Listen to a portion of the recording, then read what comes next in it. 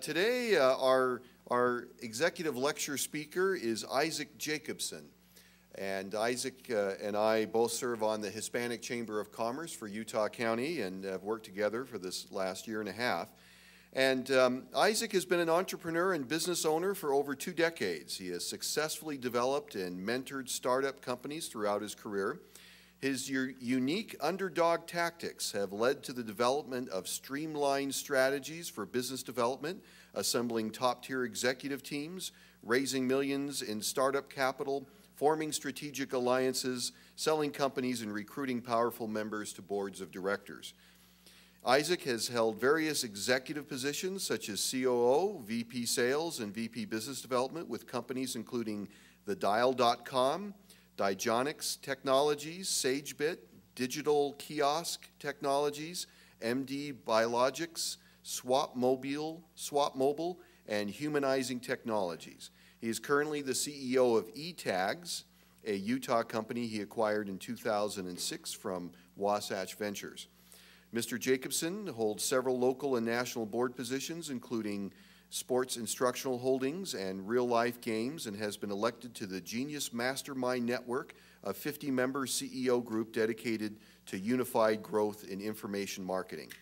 Isaac is dedicated to his community and currently serves as a member of the board of directors of the Utah County Hispanic Chamber of Commerce, on the Finance Advisory Board to Reagan Academy, and has founded Hispano Hope, a charity supporting education services for children of Hispanic migrant workers.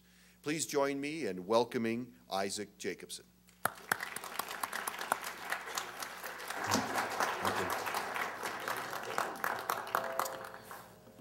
Thank you, Dr. Seeley, for that great introduction, even though I wrote it. It's always nice to have someone else speak for you, isn't it? It's just nice, even though they're your own words, but I appreciate it.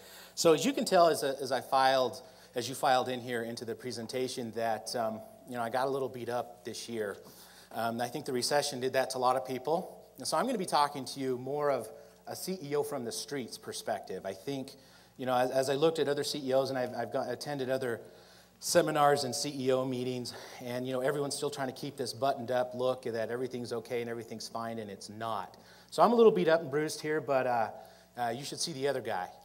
He's sitting, he's sprawled out lying there, and that's what I'm going to talk about is my underdog advantage, and how I am a CEO now in today's economy.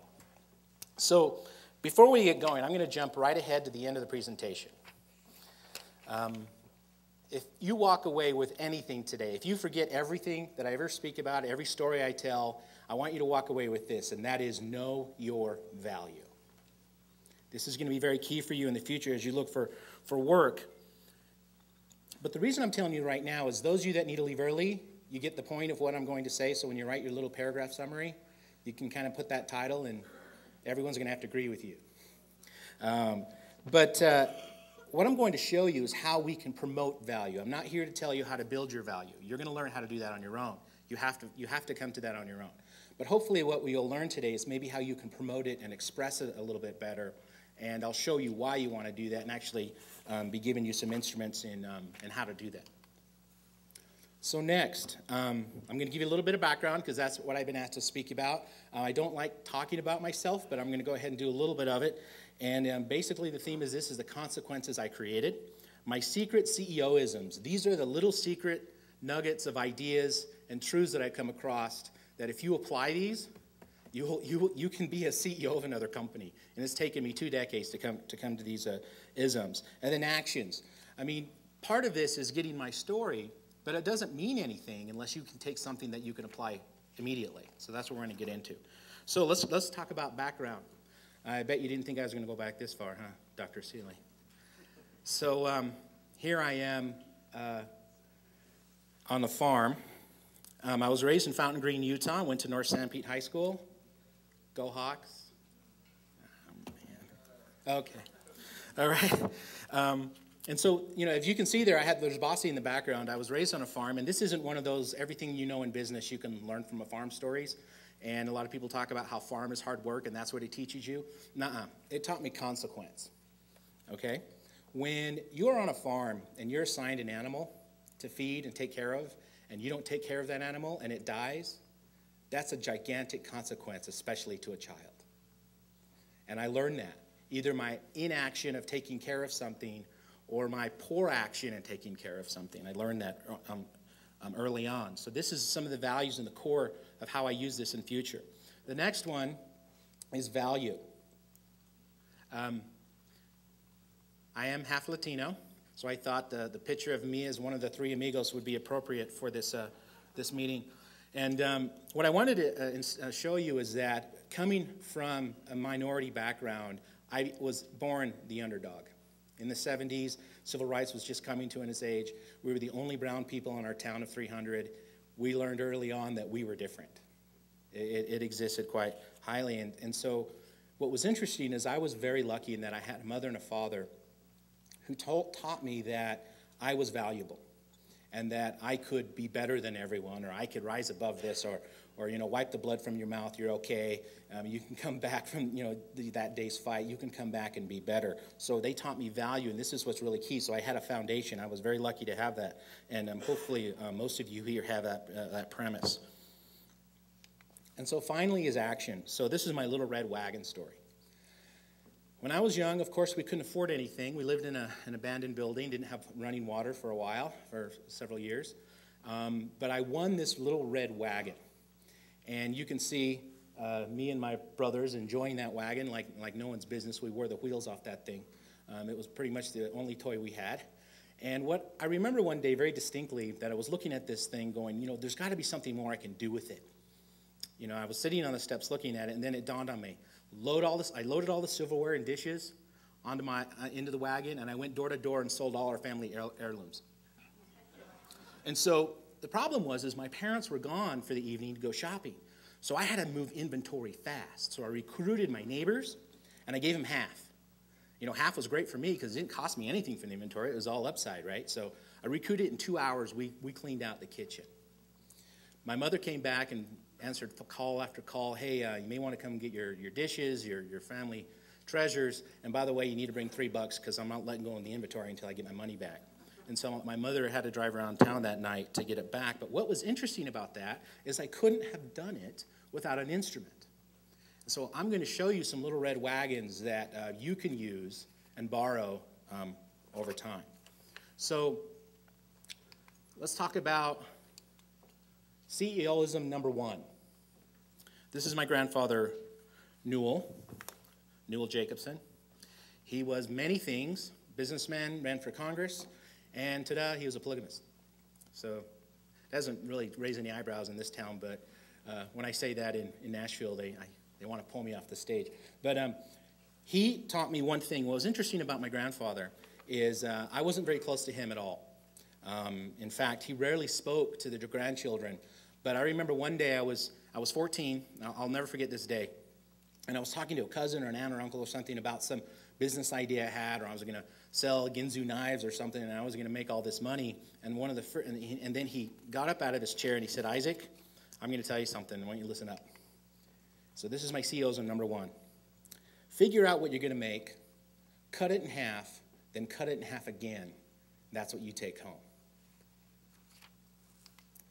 Figure out how long it'll take, double it, then double it again, and that's how long it takes you. Ladies and gentlemen, this ism is very true. I have spent my career trying to find fault in that formula. And when he told me, I was so angry. I felt like he was squishing my ambition, squishing my dreams. I'm not here to tell you, I'm not here to do that. What I'm showing you is the rule. All right, all the stuff we hear about Facebook and the meteoric rise of Google and all these other companies, they are the exception. They are not the rule. We hear about them because the media loves talking about them. But the rule is boring, and the rule is hard. And you get black eyes when you're wrestling with the rule. All right? So these are the companies I worked with. My first .com was the Dial. We were one of the first internet broadcasters around. We did internet radio. I eventually sold it to a public company, and the venture capitalists and the people I knew said, "Hey, Isaac, you did it by the book. Let's do it again. Let's wash, rinse, and repeat that business all over again." And so they offered me to do other companies. And after the dot-com burst, I saw all the dead bodies lying around. And I said, you know what? Let me help you see if we can fix some of these companies. Because I realized the people that made all the money were the banks, the venture capitalists, and the investors. So I jumped the fence and went to the other side, and I selected these companies to work with. I focused in distribution systems for digital downloads, basically things that help what iTunes is today, systems that pioneered that environment, music downloads, movie downloads, distribution systems. But what was interesting in doing all of this is, one, the rule applied, by the way, that ism number one, is number two, I was spending half my time headhunting. Had I known that 50% of my day was trying to recruit talent, not even just to executives but to boards, I probably wouldn't have gone into the business. So I know a little bit about something about hiring people from college, people right out of school, and high net worth executives. And so one of the interesting things that I learned, and I would argue about in valuations of these companies as I raised money for them, we decided to keep these companies and get them going, is that if I added the right guy, I could add $5 million to the valuation of that company. And of course, the venture capitalists and everyone would say, that's absurd. How can one person add $5 million? Well, case in point, I had a CTO I recruited from Seattle to Indiana. The guy's last company sold in a fire sale. In other words, it was bankrupt and liquidated. But his software he created was worth $5 million. It sold for $5 million. So I can take that price tag in a losing situation, put it on his head, add it to the new company, and boost that valuation. That's why companies really, really liked me, because I was able to do that and build a valuation beyond zero. And so while doing this, I also learned this next CEOism, number two. It's never too early to sell, and never stop selling. So I'm going to pause here for a second. So depending on the company and the CEO that was in there or the investors, everyone wants to build cash flow, everyone wants to build value in a company. But you're selling pieces of that business off anyway in the form of stock. You might as well be trying to sell the whole thing. The reason is that once an acquirer comes to you, you are prepared in selling the entire entity. You have your due diligence done, you have your comparables done, and you can move forward. I've been in a couple situations where I wasn't always trying to sell the company, and they came forth, and the timing was off because I wasn't prepared. And so I learned that early on. And then never stop selling. Never, ever stop selling. If a CEO is not selling stock, not selling investors, underwriters, product, new recruits, whatever, he's dying, especially now. Never, ever stop selling. When you stop selling and you take no action, inaction, and you have inaction, the void is filled with a consequence you never want. It decides without you. So if you're selling all the time, you're always controlling that. So after I'd gone through these companies, I typically take a piece of their equity, and I would take a salary or a fee. And then ultimately I acquired Etags. This is my first acquisition. And then I acquired another company and merged it almost immediately. And the reason I wanted Etags is, one, it was a culmination of all my experience into one company. But two, it had patents. The previous companies I'd showed you all had patent pending. I wanted something with some hardcore IP. I wanted something tangible because I was selling vapor with those other companies. I was selling a promise, and other people said they had the same sauce, and so you were battling that constantly. So with Etags, I wanted something that had intellectual property attached to it. And so, but what I learned with this patented business, so let me actually skip ahead. So Etags, those of you that haven't been to the website, although the traffic has gone up, so a lot of you have checked it out, which is really cool, is that we own the patents to attaching CDs to stuff. You ever see a CD on a magazine, box of shoes, box of cereal with toys? That's an E-tag. Pretty cool patent. It's pretty neat. And so with an E-tag, why would people attach a CD to products? Well, more product is sold off the shelf.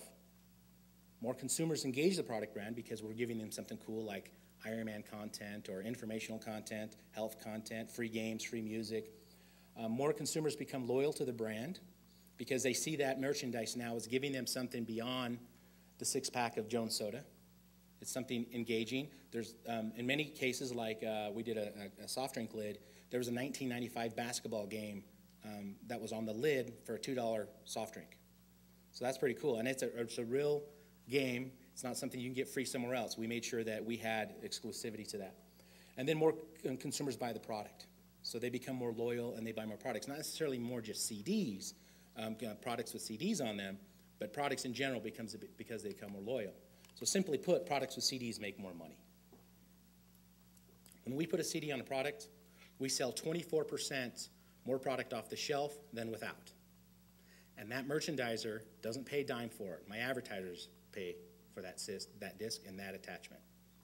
So as a merchandiser, you want this disc on your product because we also brand you on there as well as making it drawing the eye to the shelf. So what was interesting about Etags and having the patent all that stuff is we have literally thousands of infringers. Thousands of products every year are put in the market that infringe on our patents. So I learned a truth, and this is almost a CEO-ism. But the truth is this: patents don't give you a business. They give you the right to litigate.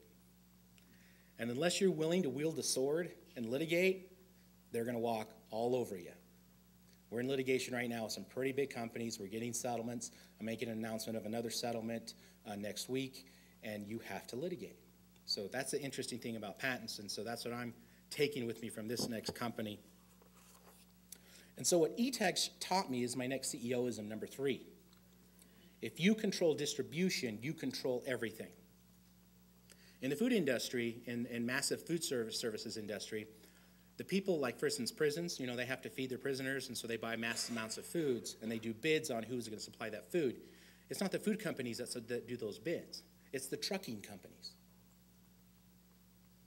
They control the distribution. They have the contracts with all the manufacturers. They control the method of how the food gets there.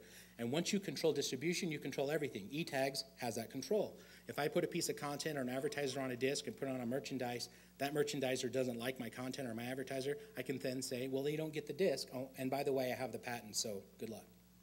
I can now force content on a network. So I learned he who has distribution, controls everything.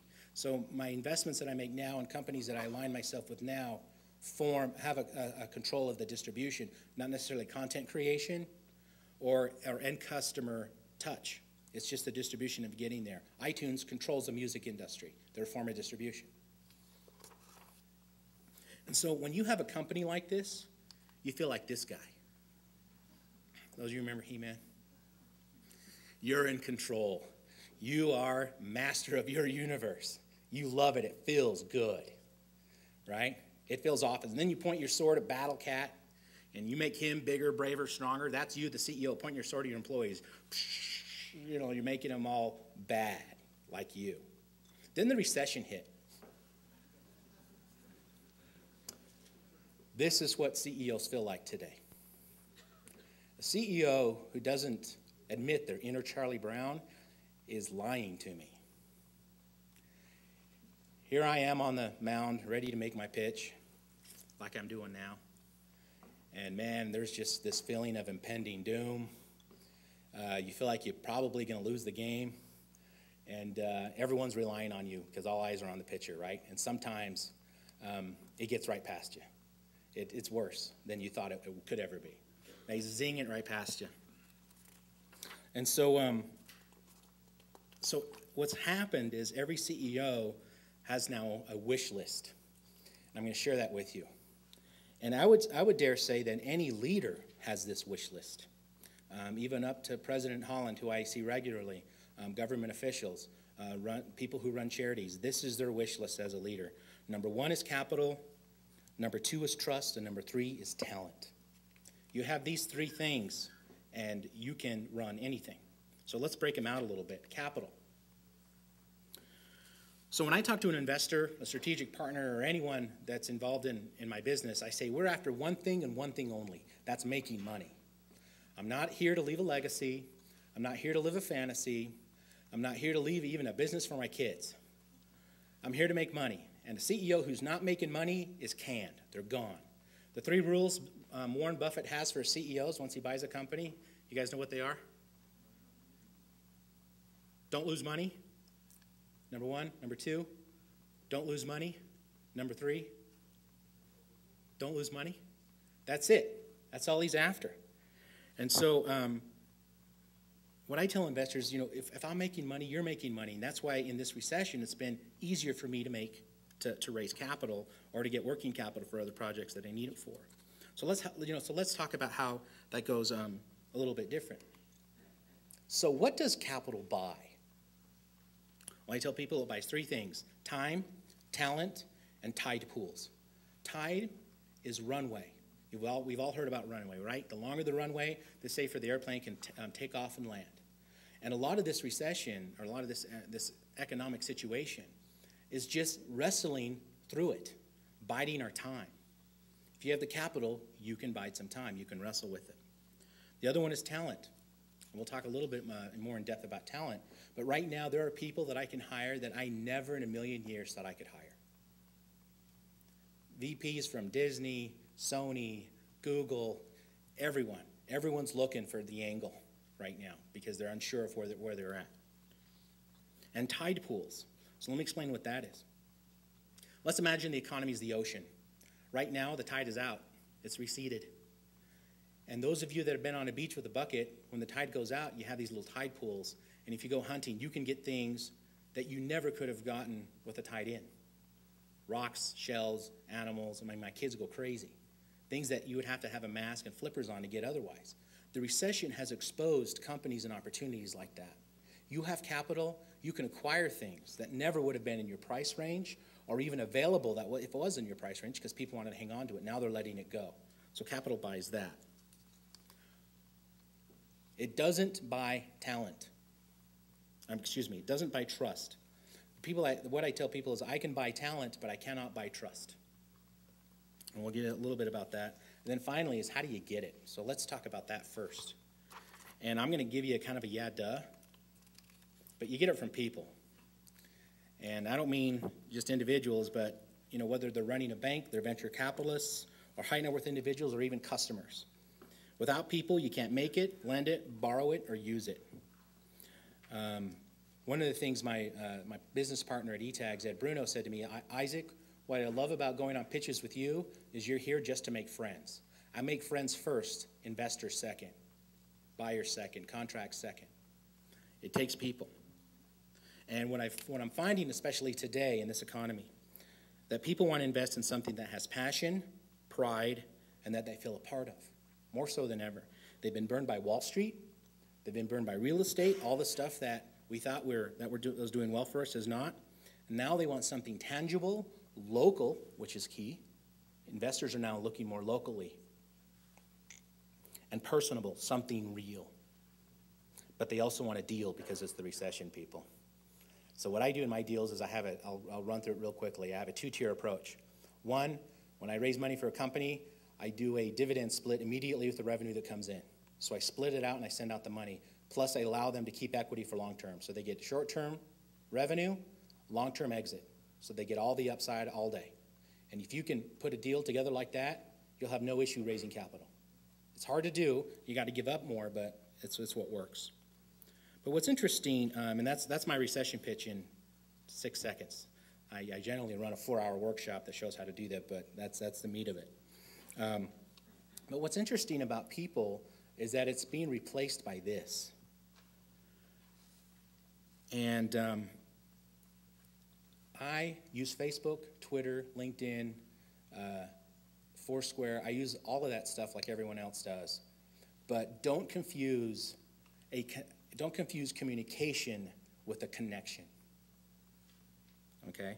I think these systems are giving us a false sense of community and a false sense of connection. And the connection is when someone actually touches someone else. And then also what it's created is this roar, this gigantic roar. And so how do you rise above the roar? Start with a quiet conversation.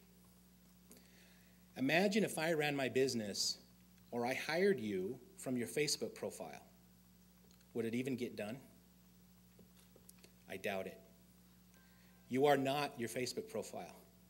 You are the person I meet with and I talk to with over coffee, in my office, in the lobby. That is who you are, and that is where we connect. We can communicate to each other. We can update each other through these other elements. But if you want to make an absolute friend and gain trust, You have to have a quiet conversation. And I actually literally do a quiet conversation. When I want to make a point and I'm sitting next to someone, I start to whisper and I start to lean in. And when I talk softly, I've been accused of being a soft talker. People lean in and they have to listen a little hard. So I socially engineer my conversations to connect with people because it's become so important. CEOs in number 4, trust equals money. As I said before, I said that I can't buy trust. I can buy talent, but I can't buy trust. That was an ism of mine, but I replaced it with this.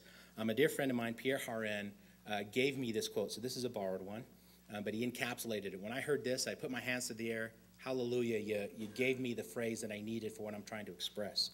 Pierre, a little background on him. He's a senior vice president of IBM, CEO of a public company that was acquired by them, MIT graduate, Harvard graduate, and an advisor to very many powerful people. We met on an airplane and we connected. We started having a quiet conversation about our philosophies in business, and we've become friends since. And we have a dinner. My wife and I have dinner with he and his wife, who's another CEO of a powerful software company. And this is the ism he gave me, because what's interesting about if you have trust. And again, I'm going to bring up Warren Buffett. Did you know his acquisition contracts are like no more than 10 pages? Yet I've seen Microsoft's acquisition contracts. I negotiated one. It's maybe like 10 pounds. Because Warren believes in trust. If he trusts you as a CEO, he just knows it's going to work. And it took some time to build that, but it's going to work. Contracts that are made with trust are smaller. They're easier to mend. You have a working relationship. I hug people with the people I trust, and I may have a working relationship with them. I negotiate the heck out of my deals, but I have trust with them. It also keeps my mind at rest. And a restful mind can accomplish anything. If you're irritated or looking behind your shoulder because you have no trust, it's not going to work. If you go to an investor and they don't trust you, they're not going to give you any capital. It's hard to do anything without it. So trust equals money. So let's talk about talent. So I'm going to pretend you guys, I just hired all of you at one of my companies, and we're at a retreat. And we're going to break out into workshops, and in these workshops, you're going to be given a phrase, and you're going to answer this question. And as a CEO, I need to know this. And I would dare say any CEO would need to know this. What is your direct link to the bottom line? Now, I know some of you are thinking, well, what if I'm an assistant, or I'm a receptionist, or I'm a controller, or marketing is more direct, but there's some elements that may not be a direct link. And I would say wrong, there is a direct link. Find it. You're going to come back to me and you're going to give me that answer. Is it more important to solve a problem or to avoid one? I'll give you the answer right now. It's more important to avoid it. So when you're standing in front of a field full of landmines, I'd rather have a guy who knows what the landmines are than an expert in triage. The guy who's solving the problem is the triage guy. The guy who's avoiding it's the guy telling me where all the landmines are. So that's more valuable to me as an employee. And this one really throws people off when I interview them. Where are you going after you leave here? And I get people saying, well, Isaac, I'm going to be here forever. I'm going to work for you. I mean, I'm loyal, man. I'm here. When you leave, I leave. And I say, man, you poor soul. Why would you do that? I know I'm a stepping stone to something bigger. And if you let me know what that is, I can help point you in that direction. Plus, if I don't see that you're willing to grow beyond the world that we're in, why would I want you as an employee or a business partner? Show me growth. And I don't mean growth in revenue all the time, because I have a pretty good idea of where my revenue is coming from. I have a pretty good idea of how to grow it. But show me growth in you personally. I've really distilled it down to these type of people. So let's talk about growth. I believe, and I'm sure I'll get some debate here, but I believe that there are only two ways to achieve personal growth: the books we read and the people we meet. It's what you know and who you know. You ever heard the term, it's not what you know, it's who you know? Guess what? It's what you know first, because no one wants to know a dolt. If you know something interesting, the people are going to get to know you. All right? I believe it's what you know and who you know. So it's building a network. You can see that I'm getting thematic here about building a network. We're going to apply that here in a minute. And what's interesting about this, let's talk a little bit about this first. The books we read, education, what you know, you're getting that here today. That's great. Now what you guys need to know, it's who you know, and it's not your Facebook page, people. It's not, friending everybody. It's getting out there. And then I experienced this, I would say, about 4 years ago, because it's not now for me, someone like in my position, and I hope all of you get here. It's not what you know, it's not who you know, it's who knows you. And once you've contributed enough to enough people, they start seeking you out, and the doors fly open. Okay? So I'm going to switch gears here a little bit and, drive something home on growth.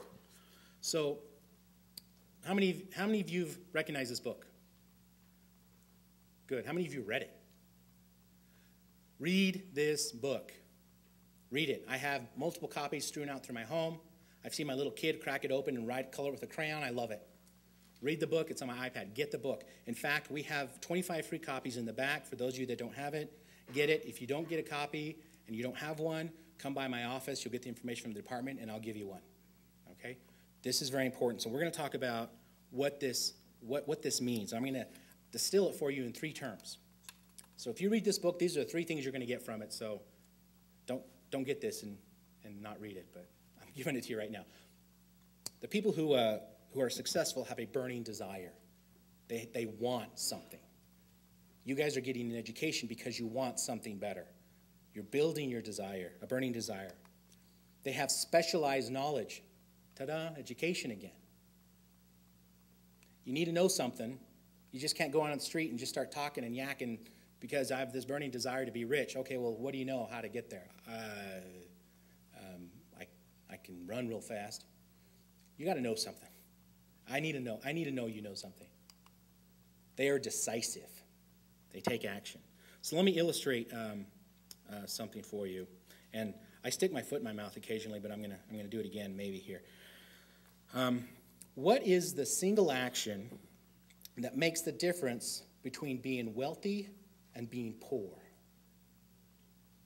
The single action that differentiates the people that are wealthy from the people that are poor. So let me tell you a story about that. 10 years ago, my wife and I went looking to live somewhere, and we looked at trailer parks. That's what we could afford at the time. And you drive 5 miles in any direction in Fountain Green, eventually you're going to come across a trailer park. And we were looking to live here. And when you go out to these trailer parks, what's the first thing you notice out front? Hopped up, souped up, jacked up, chromed up truck. And it's beautiful. Flames, tribal patterns on the side, hella lights up, thumping bass. You open it up and you got to yell, I love this truck. You close the door. And on top of the trailer are enough satellite dishes to make NASA jealous. 500 digital channels of WWE, raw power, movies on demand, anything I could possibly want to see. The difference is this. The wealthy buy things that go up in value. The poor buy things that go down in value. That's the difference. So let me drive it closer to home. I'm going to pick on you guys with laptops. So when Apple came out with their G5, it was a $5,000 machine. It was beautiful, glorious. I myself am an Alienware guy. Those of you know who Alienware, that's the combatant to Apple. Another $5,000 machine. If you would have purchased $5,000 instead of that machine from Apple, bought Apple stock, it today would be worth $310,000. So even we are victims of acquiring things that depreciate in value. The difference is, for us, is that it's helping us toward our education. So we're investing in something that is increasing in value. Your education can do that for you. And by the way, I got kicked out of college, and I didn't want to talk about this, but I'll bring it up. You guys are leaps and bounds ahead of where I was in your position today. So I admire, my wife has a degree from here. I absolutely admire her having it. It's on the wall. I point at it. I have a black eye on that first screen for a reason. I learned it the hard way. So this is, when you can get education, that's amazing. So let's talk about that. Education. So 3 challenges in front of you right now. So let's drive this home, okay? 3 challenges in front of you.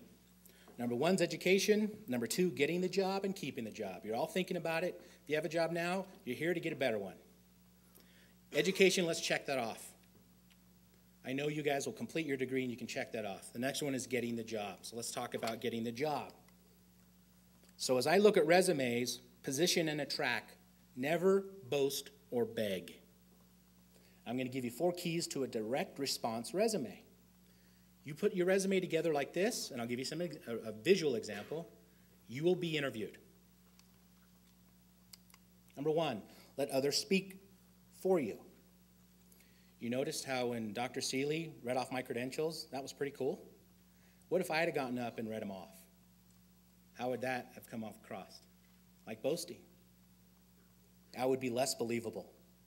But because someone else is saying it for me, I'm believable. That's why in every event you have someone reading the credentials for the next guy, because it gives it a level of credibility. Example, burning desire. We can do this in text. We can do both these in text. Show that you're proactive versus reactive. Remember the triage story? I want someone proactive instead of reactive. And finally, example, your network. We're going to show that as well.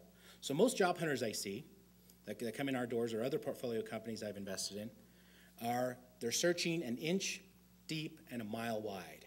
They're blasting their email to everybody. I've even seen people now posting them up on Facebook and Twitter feeds, and they're giving me, I get like 18 Twitter feeds with all the different qualities someone has.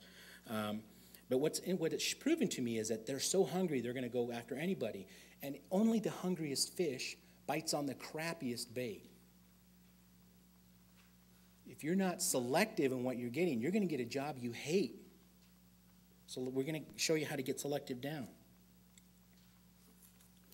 So eventually when we're done here, I want to show you how to be the flame and not the moth. We're going to show you how to attract people here. So here's my resume. I hadn't done one for a while, so I created this together. Where's the first place your eye immediately goes to? The quotes. As an executive, we read in spats. We read in pieces. Someone is speaking on my behalf there. I have a chief new media officer from RNC. I have the president of Nike. I have the general manager of MSN. I have co-founder of MTV. I have some pretty big cats saying nice things about me, but they're speaking for me. I have helped people put resumes together. The HR person or the business owner didn't even read the black. They read the blue and brought the guy in because someone spoke on your behalf. That example is burning desire. The black example is specialized knowledge. That's your education piece, right? And the final is my network. So typically, if I get a resume that's 1 page long, it goes in the round bin. I need at least 2 pages because I need enough content to understand who you are. If I got quotes on the side, I don't need to call your references. I'm going to take that at face value. I really am. And if I get a 3rd page, and this is my bonus page, and I can see that you have a network that's beyond your profession, I want to meet you. Let's say, Isaac, I don't have a network like yours. Obviously, I have pharmaceutical technology, media, venture capital there. I don't have that. If you have an Uncle Joe that owns a pizza shop, put him down. If you have a friend that works at an accounting firm, put him down. Put the firm name down. You don't need to put names and numbers down, but you want to example your network. Because as a business owner, you're thinking, wow, this person's growing outside of their profession, and maybe something I could access to, or better yet, even better, they're going to introduce me to someone that I can hire. Because once I have trust, remember I established trust with someone, I'm going to trust who they bring in the door, and that's a contribution to my business. Example your network, and don't give them a toilet paper feed of Facebook pages. That's not your network. Let's talk about getting the interview. Decide who your customer is. So for this, you need emotional intelligence. So the resume is very logical. Now you're in front of a person, you're going to be emotional. So what you want to do is, what do they value and desire as a company? Most companies put up their mantra, they put up what they want. You're going to talk to somebody who works there, you're going to find that out. What are their fears, rational or irrational? The recession's brought up a lot of fears. Do your homework, find out what they are. If you can project this in an interview, I'm going to be impressed. What are the beliefs about you or someone like you? This is important. Remember I talked about stereotypes and racism? There is a stereotype about being from Utah, there's a stereotype about being LDS, non-LDS, about graduating from UVU, about even living in Utah Valley. You're going to be hit with stereotypes. So you need to understand what are their beliefs about you, even your profession. You know, in the .com days, you know, we hired our controllers and our accounting team, and we always thought it was funny that we put the accountants and the coders together in the same room because of the personality types. But we found out they became best of friends. I mean, our stereotype of, you know, the uptight finance guy and the loosey-goosey Mountain Dew drinking, chugging guy wouldn't get along together. We were wrong. And so I'm going to tell you, even I fall victim to stereotypes. A real quick story. So I was introduced to a gentleman who was a top-tier venture capitalist. We had been in email and phone conversations for over a year. He worked in a major bank, Harvard Law, and Harvard Business, and MIT. Brilliant brain. His name was Mark Hardy. We'd been talking for a long time. He said, Isaac, I want to form a venture capital firm. I said, cool, let's talk about that. So he says, let's meet right now. I have some time. I flew a red eye to Boston to get to New York. And I'm sitting, he goes, okay, I'm going to be in the downstairs lobby. The lobby was kind of like a mall. And I'm going to be wearing a blue suit. I'll see you there in a minute. Okay, cool. So I'm down there. 5 minutes rolls by. 10 minutes rolls by. 20 minutes. I'm getting pissed. This guy's standing me up. I rode a red eye and wore a suit on this plane. What is wrong with this guy? And I'm looking for this guy in a blue suit, and I can't find him. I'm just about ready to leave. I can't use my phone because the cell connection's off. I'm just about ready to leave. I look over, and about 20 feet from me, there's a guy just as angry as I am. And I'm looking, going, Mark? And he's like, Isaac? I was staring at a Jamaican dude, investment banker for Bank Suisse, Jamaican. I was looking for a white guy. Now, granted, he didn't have his blue suit on. He took his jacket, so I'll give him that. He was looking for a little fat Jewish guy. Isaac Jacobson, who can negotiate really well.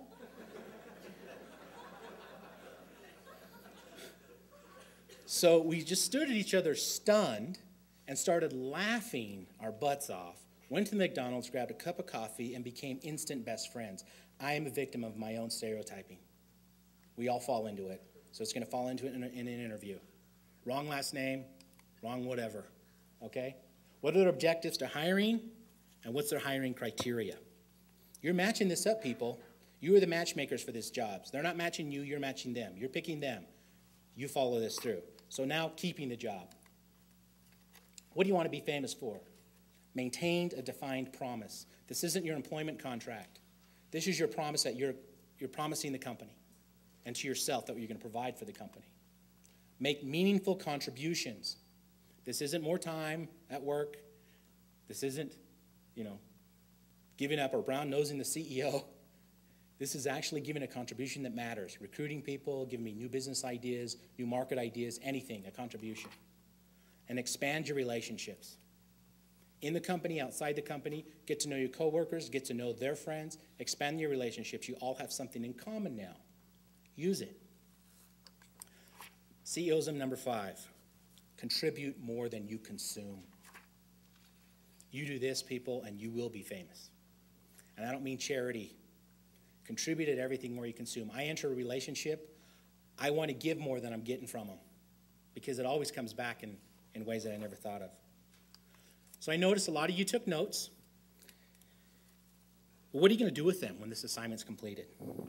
File them, throw them away, start a nice cozy fire with them. I want you to do something. You have a piece of my blueprint for success, just a piece of it. But you can borrow it too and make your own version of that success. That's up to you to build that, but take some action. So I'm going to help you just a little bit.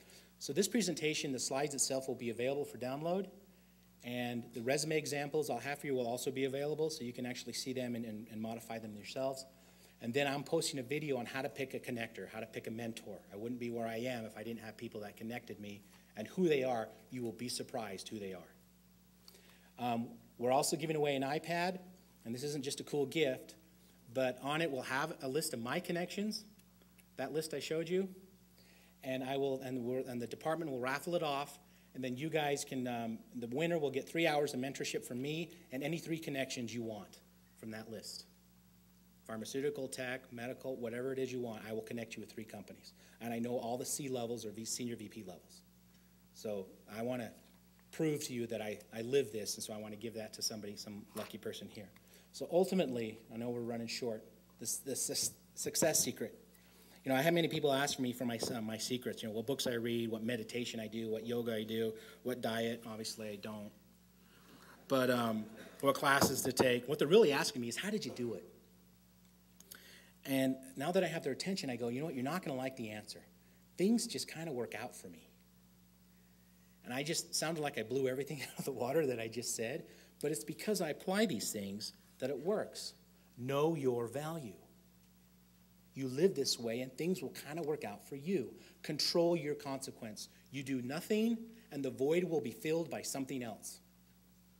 Reaction's a pain in the butt if you didn't instill the action. Contribute more than you consume. Build trust. Take action. Follow this premise and I promise you you'll be famous. And things will just kind of happen for you. Today, I've shown you at least one instrument. The question is, what are you going to do with it? Thank you.